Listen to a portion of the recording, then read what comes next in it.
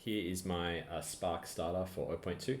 Just going to quickly run through a couple of the nerfs, and then I'll get into the build guide that I've set up in Path of Building.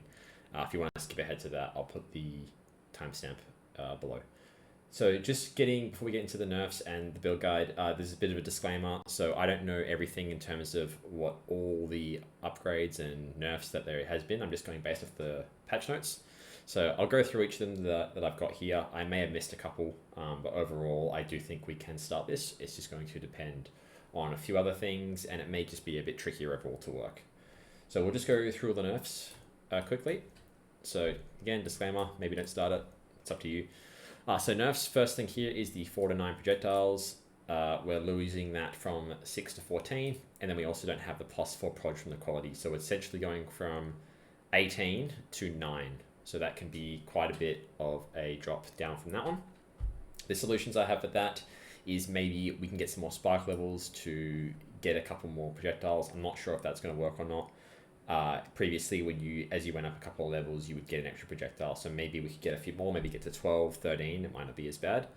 The other thing is just getting more projectile speed and skill duration, just to have more of those projectiles flying around for a longer period of time and coming back and hitting the enemy. So that's going to be the plan to deal with that.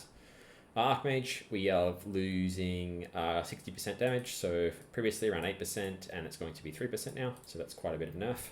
And obviously we're not going to be able to get the same mana pool as well, so it's going to double dip on that. So it's going to be quite a nerf on that one. We also are making the mana cost a bit more. So instead of 5.3%, it's going to be 6.7. So that's going to be something we have to work through with that one. The maybe saving grace, a little bit of a buff for it, is the quality now gives us 10 spirit. So when we are trying to get that lightning conduit going, if we do go down that route, we will only need 50 spirit on either the amulets or the chests or in other parts of the build. The solutions I have for this kind of part of it is mana regen. We're going to need to stack a little bit more of it just to counter that mana cost. And then also maybe mana tempest we can use to get more damage. I wasn't really using that in a lot of my late game versions of it. Next, we have Lightning Conduit. This one, I'm still not sure if I'm going to go down this path or if I'm just going to stick with Spark. So we've got 20% more damage with hits instead of the previous 100%. That's about an 80% nerf, or is it 80% nerf? So yeah, it's going to be quite a significant dip in the damage. This damage was absolutely busted, so I still think it could be quite viable. The issue with this, it could just be the mana. We could just be not having enough mana regen to have this as well as the cost for the Spark. So I'm just going to have to tinker with that and see how we go. Solutions here. I never actually got a shock cap on a lot of my characters. Just the damage was that insane. So maybe actually pushing for that higher shock cap just will give us a bit more damage in that part of it. Could still be fine just going full Spark with the 20%. So I don't know. We're just going to have to see. I'll see how we go with this one. This is the big one for me. That's really the one we're going to have to build around. So Eldritch Battery is now doubling the mana cost.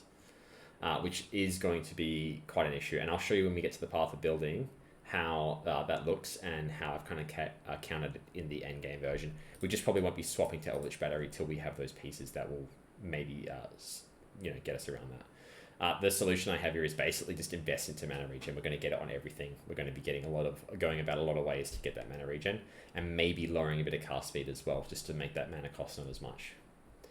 The other thing, we're losing the 2 inner jewels. So the outer ring's still safe, which is good for us because we would have lost 7, but the inner ring we're only losing 2. The melting Maelstrom unique fast is dead from what I can see, so that's not going to be an option.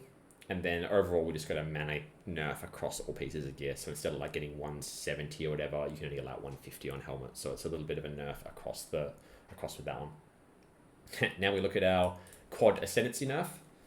So 1% increased effective arcane surge per 25 instead of 15. We now have 12% of the penetration or the resistance instead of 20. Less shock duration. Now instead it provides 20% less magnitude of shock. This is going to be interesting. Still think it's fine because it was really broken. And then the small mana passives don't give you 4% increase. They now give you 12% increased mana regen, which is overall a nerf, but it's still nice to have that 12%. All right, I'll get into the starter guide on my path of building. All right, so here is the little starter guide I've got, path of building. Now, I don't have the latest path of building. It's obviously not out just yet, so I've made a few calculation adjustments. I obviously haven't got the whole DPS numbers and stuff, but I've got the passive tree, I've got some gear to look out for, and kind of the skill progression. So the way it works is I've got down here the different acts. So we've got 1, 2, 3, 4, 5, 6, and then like an end game mana swap, which you can do kind of mid to end game maps. So we start with Act 1. We just go up here to export the elements. Pretty straightforward. 2, we come over, we grab all natural. I would come get this first and then come back for the chronomancy skill duration. 3, we want to grab this potent incantation, come through and rush for branching bolts. We also want to pick up lightning quick and maybe breaking point. You don't have to do breaking point here, but it's just an option. 4, we grab a couple of the mana nodes through here. We go up, we get pure power, and we pick up these this touch the arcane node. Act 5, we do a little bit of a respec around here because we do want to start utilizing some of the ES gear, some of the faster recharges. This is kind of the clunky spot where you seem to have decent damage, but it's kind of, you just need to do a little bit more pathing to just maximize a bit of mana, a bit of regen, just to get through this kind of phase. You can pick up the Mind Over Matter here with the Adverse Growth. This is a good combo, and come up here and get some energy shield over here as well. Then we have Act 6. We just basically, same sort of setup, come through here and grab these nodes as well. And then with our swap, we have the mana swap. This is more of our in-game setup. We go all the way around. We respec a bit at the start, but we go all the way around, picking up dual sockets on the way, picking up some really nice nodes like Lightning Rod, Frazzled, Acceleration, Wildstorm. We might not need this, but I've got it in for now. And then just getting jewels on the way. Now, you might not be able to get great jewels to start with, but in the end game, as you'll see with the gear, you can really make sure it's quite strong. All right, next thing we'll go through is the skills. So again, Act 1, Spark, Unleash, Control, Destruction. Be able to pick this up pretty quickly. Flame Wall, Persistence, Arcane Tempo. Most of the time you're going to be carried by Frostbomb pretty much for the first 2 acts. So Frostbomb, Spell Cascade, Magnified Effect. When you get your first 30 spirits, you're going to just chuck in Raging Spirits. If you want to go fast, you can add a shield charge into your build. This can get you killed, but if you are quite experienced, you can use this to get a bit of a speed boost in your campaign run. If you just want to take it slow, maybe don't go down this path. You can actually put this in your weapon swap, so you can actually make it so when you shield charge, it toggles to your shield, and then when you're casting Spark or Frostbomb, it goes back to your focus. Act 2, we have Spark, Unleash, Control, Destruction, Pierce. Flame Wall's the same, Frostbomb's the same, Raging Spirits is the same. We add in all the storms, trying to get some shock. We can add in Combat Activity, and again with the shield charge if you would like it. Act 3, nothing much really changes in that one either. There's maybe some slight tweaks on a few of these in here. It won't matter too much. Act 4, same sort of setup. Act 5. We don't have the Grim Feast anymore. Sorry, that's not going to be in there. So same sort of setup. And then our Archmage swap. Now, you don't have to necessarily do this Archmage swap at Act 6. This is probably going to be more I would do between kind of the middle end of maps now. I originally was doing this on Act 6, but just from the nerfs, from the mana cost stuff, you may have to just wait a bit on this. And that's the same with this Eldritch Battery node as well. You might want to be sitting more at the Act 5 for the gear, the skills, and maybe the tree, just starting to make your way around the edge for a good party on maps before you do the full swap. This is the unknown part for me. It worked great in SSF when I tried it out, but obviously with the nerfs, we don't quite know how that's going to feel. I'll just quickly go through the gear. I've got kind of 4 setups. So Act 1 to 3, just some basic, what to get, bit of res, bit of life. You're going to be all over the place with this sort of stuff. Don't worry about the jewels down here. You won't need those to start with. I'll probably take those out by the time it's in the description. 4 to 6, we have a bit better gear. It's pretty straightforward, filling out reses, bit of mana, bit of life. And then the mana swap, you're going to be wanting to start getting some mana on everything, really focusing on the mana regen. Ingenuity, I've got a 40% here. This pretty much is not mandatory at this point. You could just get a mana belt, that's fine. And then the basically almost best in slot gear that I would be going for towards the end is this here. Again, stacking a lot of mana regen across the board with that one. And the anoint on the amulet is conservative casting just down here because that reduced mana cost is going to help us. And as you can see here on the left, we can get to 8.5k mana. This is not going to be 100% accurate. We are going to lose things like Mana Blessing. We are going to lose the Ascendancy increased manas here. That's fine. There hopefully will be ways to, maybe with the new uniques, to get this back to 8.5. But I mean, I'm running an SSF character now with 5.5 and it's been absolutely fine.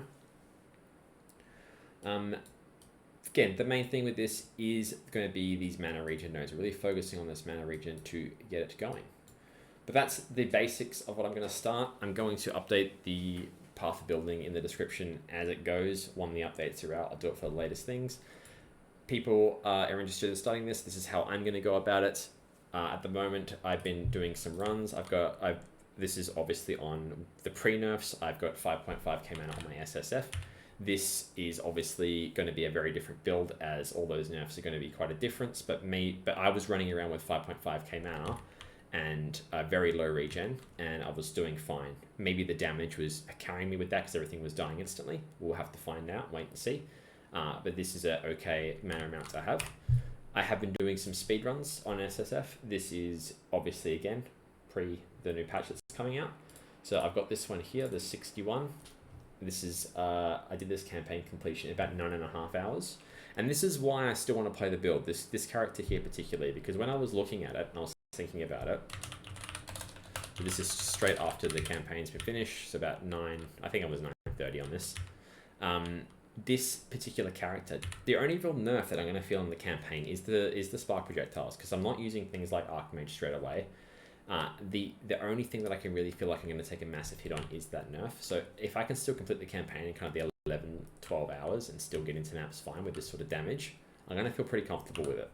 And if it takes me a lot longer to farm up, that's okay, because again, this is an SSF. I'm going to be playing in Trade League. Hopefully a lot of people are not going to be playing the build, so I can get a lot of the gear at good prices. So yeah, that's kind of my plan to start off with it. But yeah, my next stage here would be coming around and picking up these notes. But this is what I'm going to start with, guys. Feel free to follow along. I know I might be a bit insane, I might be a bit delusional. We're just going to see how it goes. I am going to be streaming on the release, so feel free to check me out. Links are in the description to find where I'm streaming.